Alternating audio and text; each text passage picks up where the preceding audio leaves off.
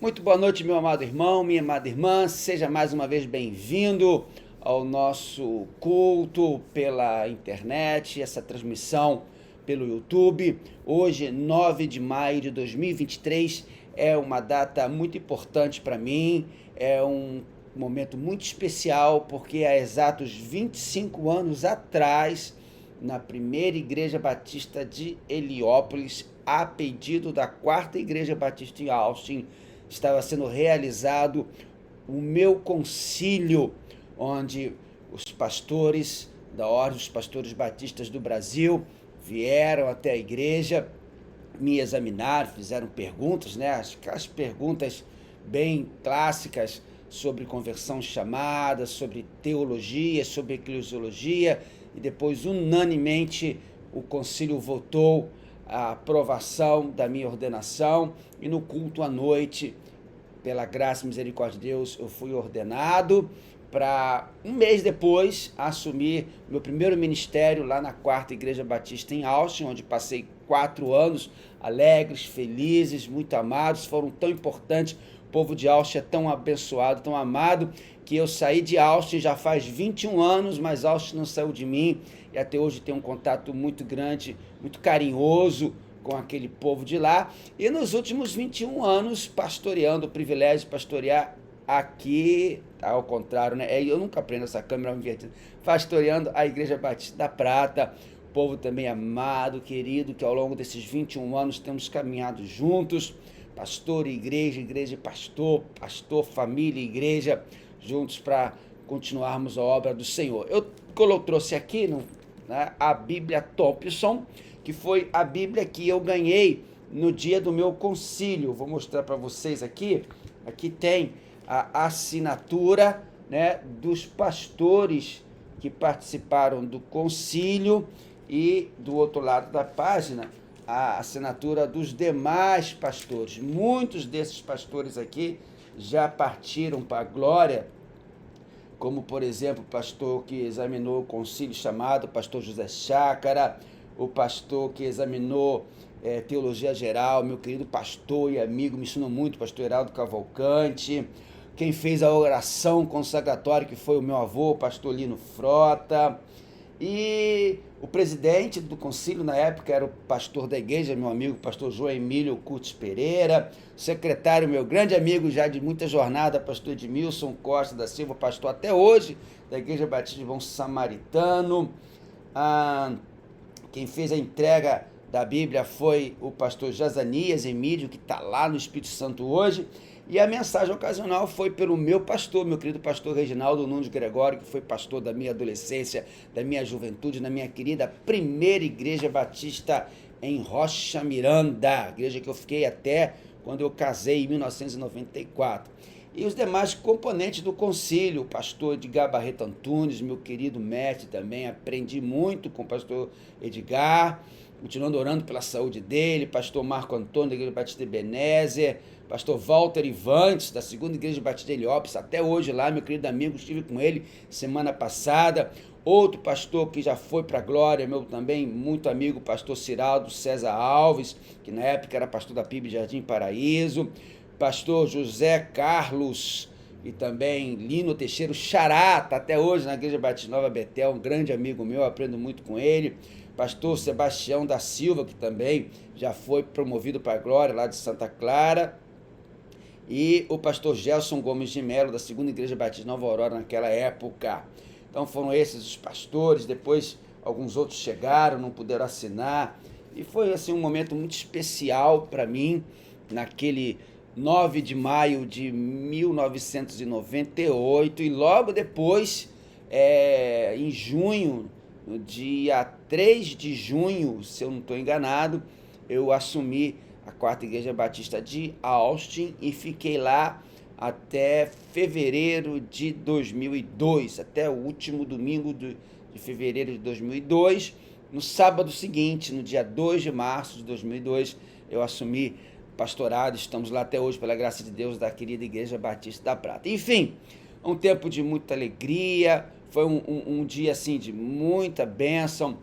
Eu pude ter o privilégio, né, de ter a oração consagratória feita pelo meu avô, pastor Lino Frota, que era o pastor emérito da PIB de Heliópolis.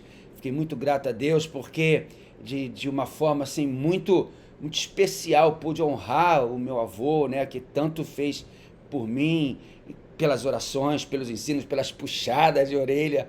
De vez em quando ele chegava assim, professor, professor, puxava a orelha, puxava brincando, puxava muitas vezes de propósito. Ele sabia o neto que ele tinha, né? Mas sou grato a Deus por tudo isso, a família presente lá na época, né? O meu pai, quem estava também presente naquela época, né? Meu sogro, minha sogra estão conosco até hoje. Não, a minha avó, as minhas avós já tinham partido já. Foi em 2002. Uma avó partiu em 88, a outra partiu em 98 e o vovô, ele depois faleceu em 2001. Isso aí. Bom, queria agradecer a Deus esse tempo de privilégio, 25 anos, né? Jubileu de prata. E 25 anos de ministério ininterrupto, irmãos. Como eu falei, eu só fiquei aí de segunda a sexta sem igreja. Eu saí de Austin em domingo e no sábado já estava assumindo ali a Igreja da Prata, mas não fiquei, né? Fui em Austin, fui na Prata naquela semana. E são 25 anos de ministério ininterrupto pela graça e misericórdia de Deus, irmãos. Quando eu penso no ministério, em todo o privilégio e tudo aquilo que Deus faz pela gente, né?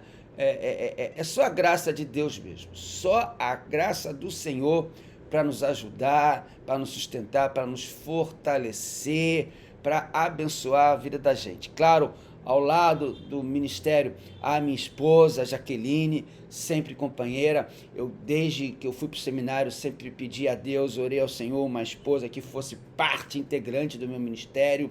E Deus mandou minha Jaqueline, que é uma bênção. Sem ela, com certeza, eu não estaria tanto tempo na Prata, ou talvez não estaria nem mais ministrando, nem mais pastoreando uma igreja. E também o meu filho Mozazinho, que é uma bênção muito grande, tem caminhado com a gente, tem participado, e é outra parte também fundamental do ministério. E as orações da família, né? De todos eles, em especial da minha sogra, que tem sustentado a gente, né, Dona Ivani? Vai me assistir depois, que eu sei, tem sustentado a mim em oração, em conselho, e muito grande. Nenete também, que está sempre cuidando de mim em oração, cuida das roupas, né, com muito carinho. Eu chego terno, a roupa é tudo com ela, sempre quer cuidar direitinho, com muito carinho. E o carinho de todos, né, de todos vocês. Ao longo do dia, eu recebi muitas mensagens no WhatsApp, muitas menções nos grupos da igreja, no Facebook, no Instagram, nas redes sociais de um modo geral. Quero agradecer, como é que faz? É assim, né? Quero agradecer de coração a todos vocês, minhas crianças, meus adolescentes, meus jovens, os adultos, meus irmãos e irmãs queridos da terceira idade que os amo tanto. Muito obrigado pelas orações, pela bênção e pela graça e misericórdia de Deus, que vem outros 25 anos aí, para a honra e glória do Senhor, para a gente continuar trabalhando, porque é um privilégio, irmãos. É um privilégio trabalhar na obra do Senhor, é um privilégio ainda maior ser um pastor, não porque a gente é especial de maneira nenhuma. Eu sempre digo lá na igreja, né? A diferença do pastor para a ovelha é que a ovelha, quando morrer, vai prestar conta da vida dela para Deus. E o pastor, quando morrer, vai ter que prestar conta da vida dele e das ovelhas para Deus. Então é uma responsabilidade muito grande. Eu entendo que não existe essa questão de divisão entre clero e laicado, somos todos sacerdotes, sacerdócio universal em Cristo Jesus. Apenas há uma diferença de responsabilidade. Eu tenho que guiar as ovelhas, amar as ovelhas, cuidar das ovelhas, servir as ovelhas. E é isso que eu tenho colocado no meu coração, né, no ministério para Deus. São dois pontos importantes do ministério para mim. Tá aí no meu Facebook, quem depois quiser ver, tá lá escrito, né? É amar e servir a Deus e amar e servir ao povo que Ele me confiou a pastorear. Essa é a base do meu ministério.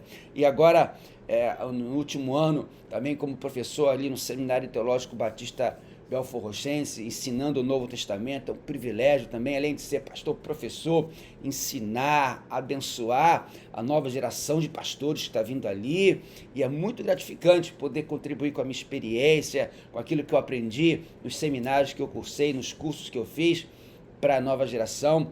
e abençoar de algum jeito, né? Principalmente passando as experiências da gente. Enfim, é tudo isso aí, né? Eu falei demais hoje, já estamos aí com 10 minutos de falação, mas é uma data muito especial, você há de ouvir. A mensagem hoje está mais curtinha, justamente para isso. Muito obrigado pelas suas orações, muito obrigado por todo o carinho, muito obrigado por todo o empenho de vocês. Quem já foi minha ovelha também, muito obrigado, pessoal de Austin, o pessoal que foi da Prata e foi para outras igrejas, muito obrigado pelo tempo que vocês participaram com gente lá, caminharam com a gente. Isso foi um tempo muito valioso, muito precioso. Que Deus continue a abençoar vocês e a usar vocês para abençoar o pastor de vocês, como abençoar a minha vida. Tá bom? Então, vamos orar para a gente ler a palavra? Senão eu vou ficar aqui falando sobre o ministério até o final da transmissão. Querido Deus e Pai, muito obrigado por esse momento. Quero te agradecer mais uma vez por essa data tão expressiva, tão especial na minha vida, na vida da minha família, da minha esposa, do meu filho, da minha igreja, Deus. 25 anos de ministério pastoral, jubileu de prata, ó Pai. 25 anos atrás, aqueles pastores no concílio impunham as mãos sobre mim e dando o privilégio, a honra, o dever, a responsabilidade, Deus, de cuidar do seu rebanho, a pedido da 4ª Igreja Batista em Austin. Muito obrigado, ó Pai, porque realmente, humanamente falando, a gente não tem nenhuma condição de ser pastor, de ministrar, de dirigir o teu rebanho, mas quando nos colocamos aos teus pés, guiados pelo Espírito Santo, capacitados pelo Espírito Santo, amados, queridos, suportados, apoiados em oração pela tua igreja, seguimos à frente, ó Deus, seguimos em frente, porque o Senhor nos conduz, o Senhor nos abençoa, o Senhor faz com que a obra permaneça, e para ti toda honra e toda glória. Somos apenas instrumentos teus. O principal de todo esse momento é Jesus, que para isso estamos aqui te servindo. Abençoe agora a leitura da tua palavra, esse momento de pregação, que só fale aos nossos corações. E que nada possa atrapalhar, ó Deus, a transmissão, a recepção e a bênção de quem está ouvindo agora e de quem vai ouvir depois.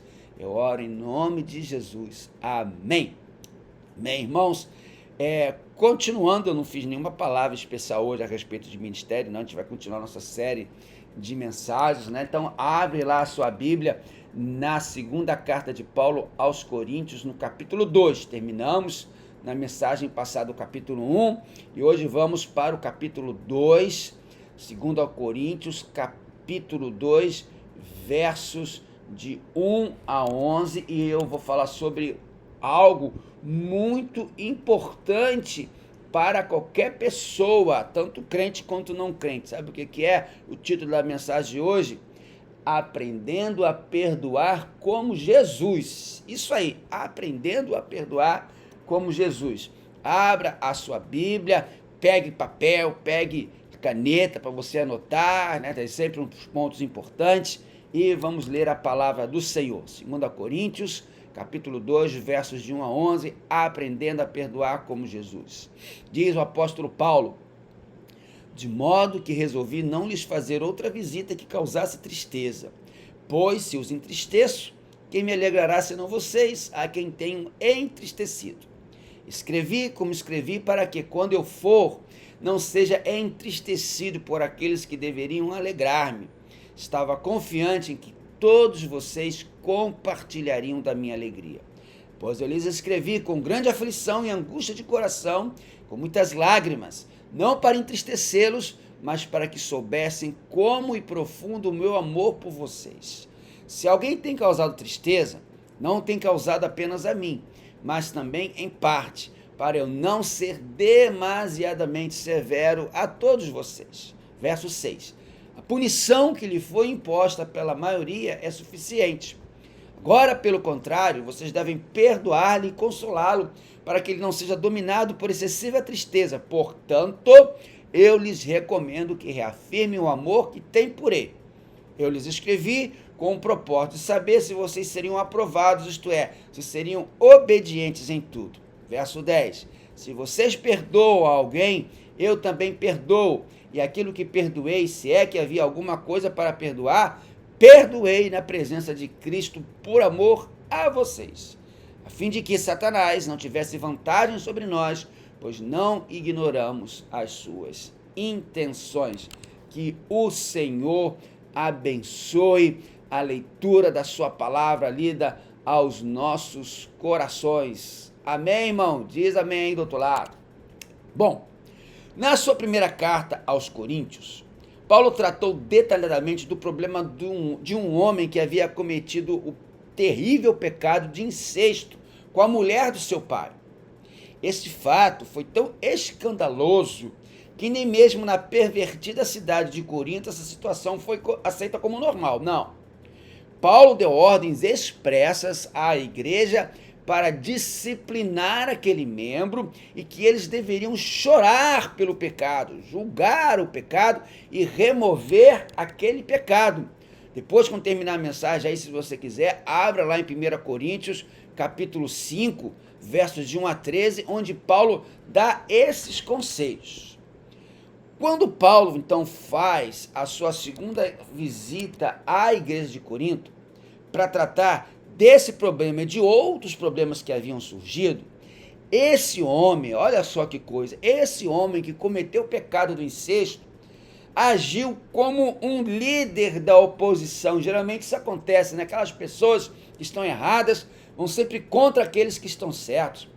Então esse homem que havia cometido o pecado do incesto, que Paulo falou para disciplinar ali na primeira carta, ele agiu como líder da oposição e fez com que essa visita de Paulo fosse de muito sofrimento e tristeza para o apóstolo. Está escrito ali no verso 1 do capítulo 2. Por isso, nos versos 5 e 6 do texto que lemos, Paulo agora volta a falar sobre a necessidade de algo que está muito difícil acontecer nas igrejas hoje. Disciplinar esse homem, que era membro da igreja, que estava cometendo tantos erros, tantos pecados, e vejam só, fazendo não só o apóstolo sofrer, mas também a igreja sofrer e, consequentemente, fazendo o evangelho sofrer, porque estava trazendo um mau testemunho para o evangelho de Cristo, porque com toda certeza a população comentava como é que aquele homem que cometeu incesto com a mulher do pai dele continua como membro da igreja. Não é verdade que isso acontece muitas vezes? O pecado não disciplinado dentro da igreja acaba fazendo mal para o pastor, mal para a igreja e muito mal para o testemunho do evangelho.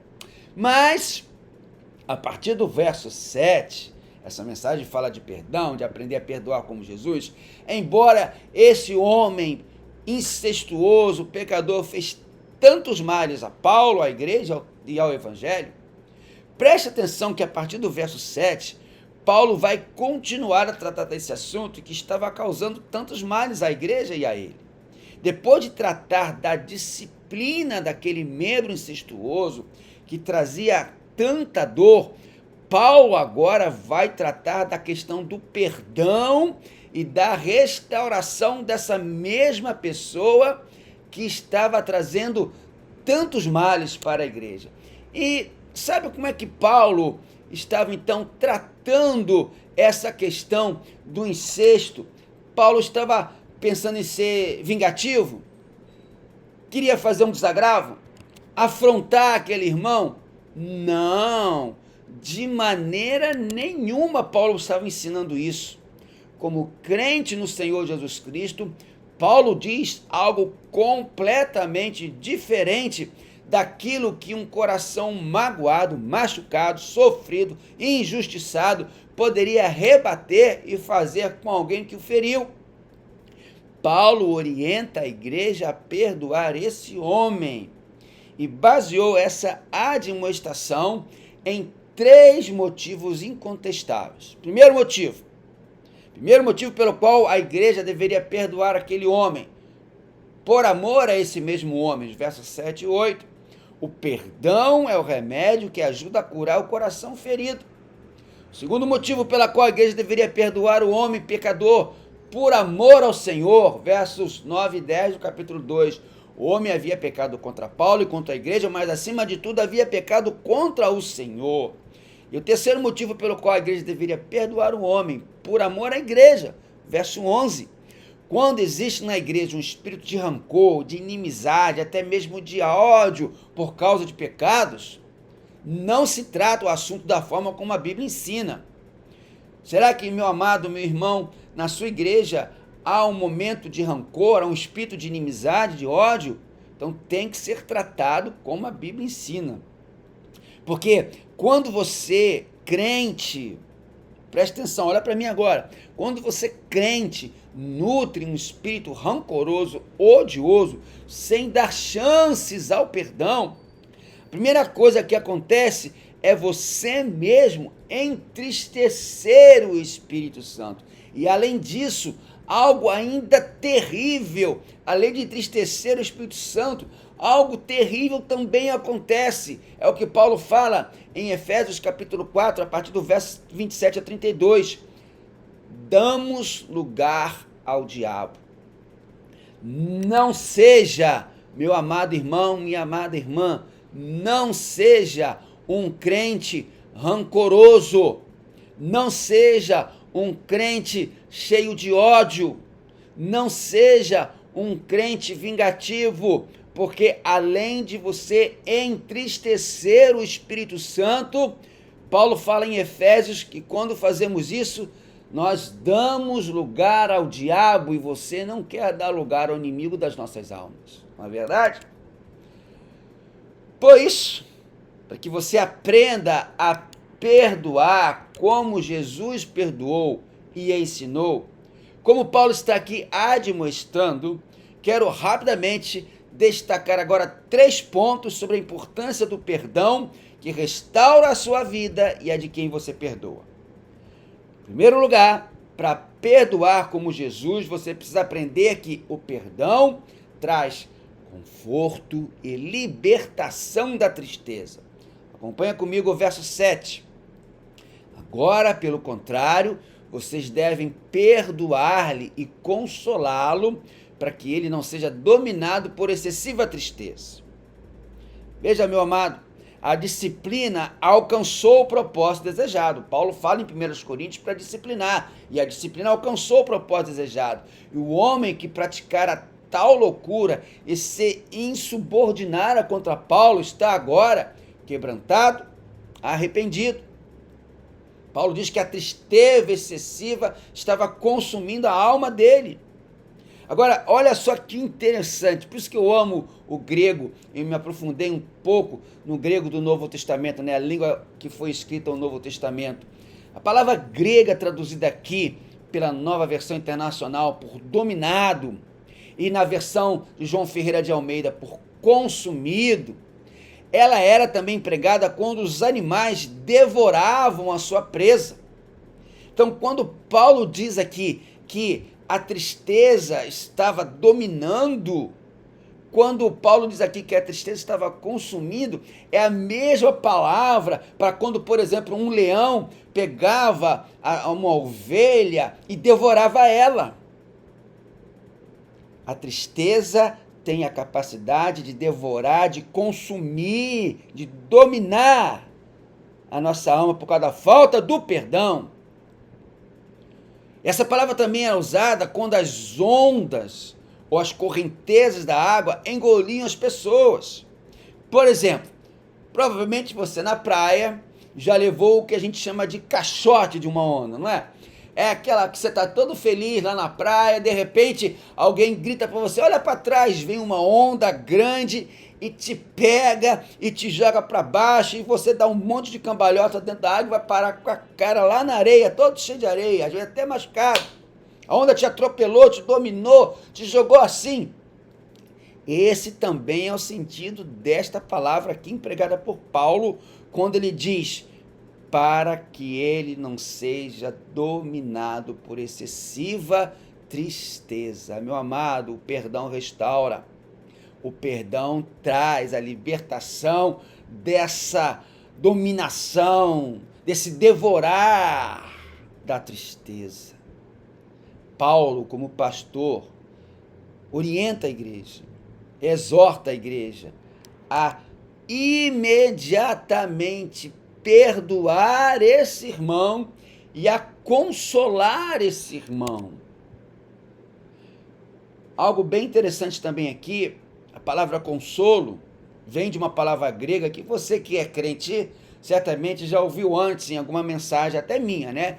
Paráclesis, que vem até do Paráclitos, o Espírito Santo, o Consolador. Então a palavra consolo, em grego, significa encorajar, exortar, confortar e, claro, consolar. E um outro uso muito interessante de paráclesis naquela época, ela era a palavra usada, sabe para quê? Para os discursos dos reis ou dos generais para os soldados antes de uma batalha, para que eles se animassem. Tinha aquele grupo de soldados que estavam sempre hesitantes a ir a uma batalha. Então o rei ou o general trazia uma palavra de consolo, de encorajamento, uma paráclesis, uma palavra para que aqueles soldados, eles fossem dominados não pela tristeza, mas encorajados a ir para a batalha. Então você imagina o rei ou o general reunir o seu exército e fazia aquele discurso cheio de animação, cheio de força, cheio de coragem. Vamos para a batalha, como Moisés, por exemplo, como Josué, quando ele diz lá que Deus falou para ele: santificai-vos, porque amanhã o Senhor fará maravilha no meio de vós. Esse é o paráclise, é o conforto, sabendo que Deus está nos fortalecendo. Amado irmão, amada irmã, no contexto da igreja, o perdão é uma necessidade essencial, efetiva e afetiva, para o bem daqueles que fazem o mal, em segundo lugar, para o bem-estar espiritual daqueles cujo papel é perdoar e para a integridade da comunhão da igreja. Paulo está aqui ensinando que o objetivo da disciplina para aquele irmão e, consequentemente, na igreja, não era a vingança, mas sim a restauração. O homem precisa ser reintegrado antes que a sua demasiada tristeza o leve ao desespero, afastando-o consequentemente da comunhão redentora da igreja. Perdão traz cura, perdão traz conforto. Perdão, sabe o que é o perdão? É o cancelamento da dívida. O perdão é a faxina da mente, o perdão é a asepsia da alma, o perdão é o quebrar as grossas correntes emocionais que nos prendem nas masmorras das lembranças amargas, das memórias que nos assombram. De repente, meu amado irmão, minha amada irmã, você está aí preso, amargurado, acorrentado a memórias de algo que alguém te fez no passado, há um ano passado, 5 anos atrás, 10, 20 anos atrás. Eu sei que tem pessoas que estão presas aí há 30 anos porque não conseguem perdoar. Perdoe, quebre essas correntes emocionais. Perdoar é apagar o registro das dívidas. Perdoar é lembrar sem sentir dor. Perdoar é olhar para a cicatriz, é lembrar do ferimento, mas ela não produz mais dor, só lembranças agora, tratadas. Você já parou para pensar, meu amado?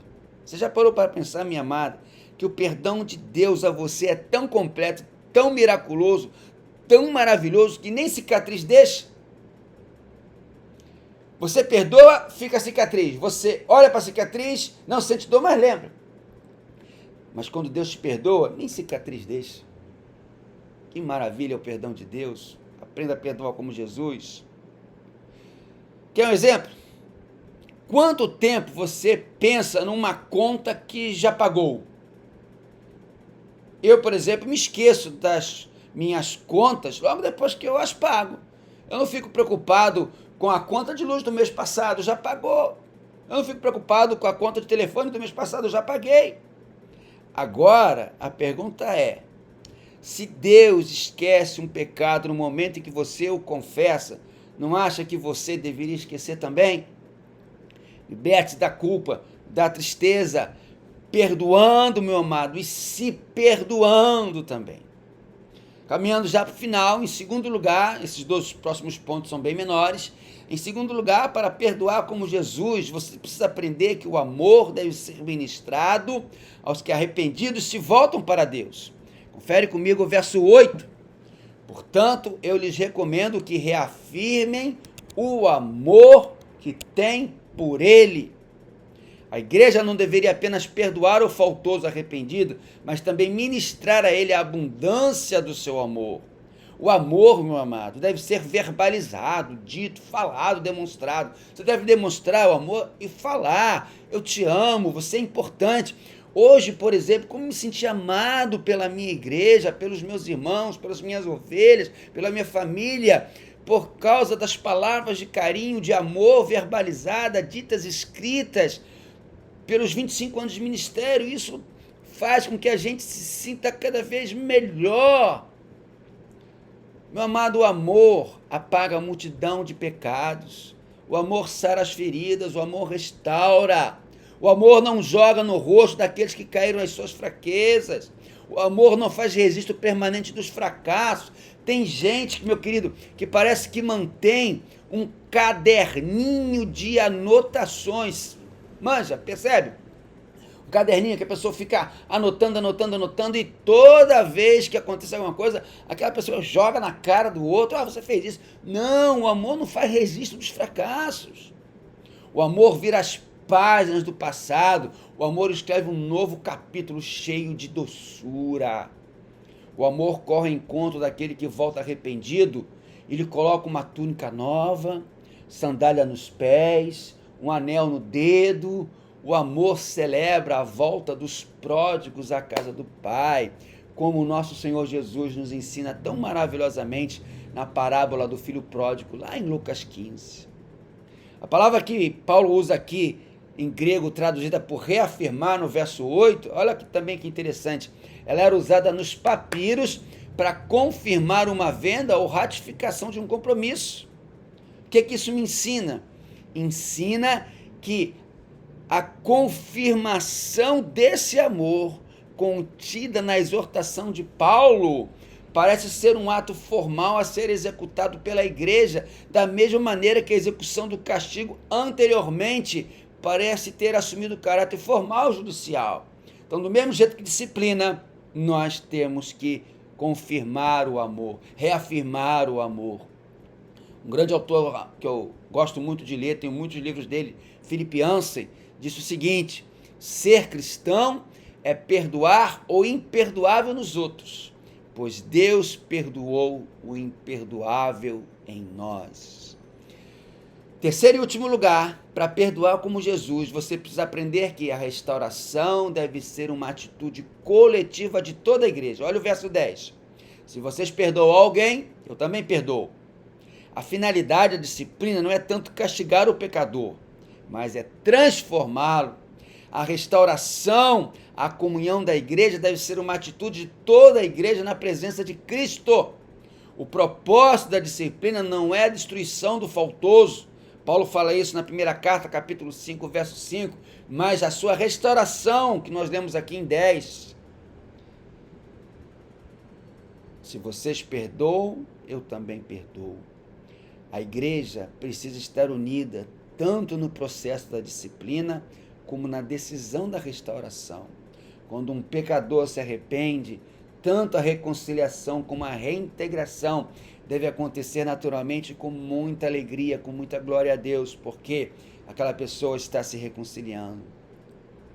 Eu e você, como cristãos, precisamos sempre estar prontos para ajudar a que uma pessoa possa ser restaurada pelo Espírito Santo. A propósito disso, eu lembro agora da seguinte história. Um homem estacionou seu carro no acostamento de uma estrada, porque ele viu à frente que havia um carro parado, enguiçado. Então esse homem, que estava numa limusine, mandou o motorista parar, soltou do carro e foi na direção do carro. Quando o dono do carro que estava quebrado olhou aquele homem que saiu da limusine, ele viu que aquele homem estava vestido como um milionário. Um homem com muitas posses, um homem com muito dinheiro. Então, esse milionário, o homem da limusine, foi até o motorista do carro quebrado e perguntou: você precisa de ajuda? O homem olhou para ele e disse: claro que sim. Então, o homem da limusine abriu o capô do carro, mexeu um pouco com o motor e olha a surpresa do motorista, o carro começou a funcionar imediatamente. O dono do carro ficou muito agradecido e perguntou quanto era o serviço. Sabe o que respondeu o dono da limusine? Nada. O serviço não é nada. Eu sou Henry Ford. Eu sou o criador deste carro que você dirige. E realmente me incomoda ver um carro meu parado no acostamento, não fazendo o que foi planejado para fazer. Interessante essa história, na verdade, muito interessante. E sabe o que essa história me ensina, meu irmão, minha irmã? Essa história me ensina que Deus, quando criou você, fez um exemplar único, com um manual específico planejado exclusivamente para ser você. Talvez diante dos erros, pecados e dificuldades da vida, você está parado no acostamento. Deus pode fazer o seu motor, a sua vida, funcionar novamente. Basta você pedir perdão ou perdoar e permitir ser restaurado pelo Deus Criador. Deus sabe o que precisa ser consertado. Deus tem as peças certas para reposição. Deus muda e restaura as pessoas. Deus cura as pessoas. Deus transforma as pessoas. Deus perdoa as pessoas. Deus restaura as pessoas. Perdoe como Jesus tem te perdoado. Se perdoe como Jesus tem te perdoado. Perdoe as pessoas como Jesus tem te perdoado. Concluindo, a mensagem de hoje, nós vimos com o apóstolo Paulo, três coisas importantes para aprendermos a perdoar e a restaurar como Jesus perdoou e restaurou. Em primeiro lugar, para perdoar como Jesus, você precisa aprender que o perdão traz conforto, libertação da tristeza. Em segundo lugar, para perdoar como Jesus, você precisa aprender que o amor deve ser ministrado aos que arrependidos se voltam para Deus. Em terceiro lugar, para perdoar como Jesus, você precisa aprender que a restauração deve ser uma atitude coletiva de toda a igreja. Se uma frase pudesse capturar o desejo de Deus para mim e para você, poderia ser essa frase: Deus ama você como você é, mas Deus recusa deixar você desse jeito. Deus quer que você seja igual a Jesus. Que maravilhosa notícia. Você pode ser perdoado, meu amado. Você pode ser restaurado, meu amado. Você pode ser transformado, reconfigurado. Você não está preso às coisas de hoje. De onde veio essa noção de que você não pode mudar? De onde veio essa noção? Se o seu corpo tiver com algum problema, você não vai na mesma hora ao médico buscar ajuda? Faça isso com o seu coração, faça isso com a sua alma, faça isso com as suas atitudes. Jesus pode mudar o seu coração. Jesus quer que tenhamos um coração como o dele. Você pode imaginar uma proposta melhor de ser como Jesus, de perdoar como Jesus, de se perdoar como Jesus?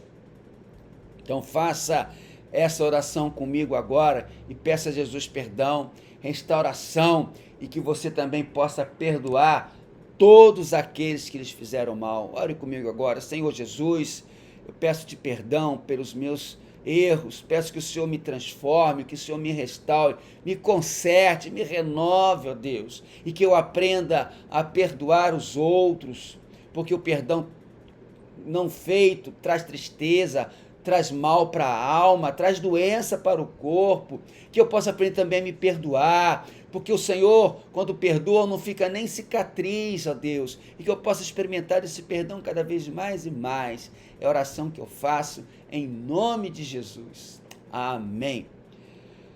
Terminamos, irmãos, e olha só, né, por conta dos meus 25 anos de ministério, eu nem fiz o meu convitezinho aqui, ó, para você que nos acompanhou até agora, ainda não faz parte da nossa comunidade aqui no canal, se inscreve aqui no canal, ative as notificações, pelo menos 2 vídeos novos por semana, um vídeo de uma mensagem e um short, um videozinho curtinho, de 1 minuto, tem vários também, às vezes você quer uma mensagem rapidinha, para mandar para alguém, aí embaixo você vai ver, ó, shorts, S-H-O-R-T-S, quer dizer, curtos, são vídeos curtos, igual do Quai, do TikTok, o YouTube também botou, são vídeos curtos, que você pode mandar, copia o link e manda para aquela pessoa, compartilhe o canal, se inscreva no canal, abençoe a gente para que essa mensagem chegue cada vez mais e mais para as pessoas. E outra coisa importante, mês de maio, mês da família lá na igreja, tivemos o primeiro domingo do mês de maio.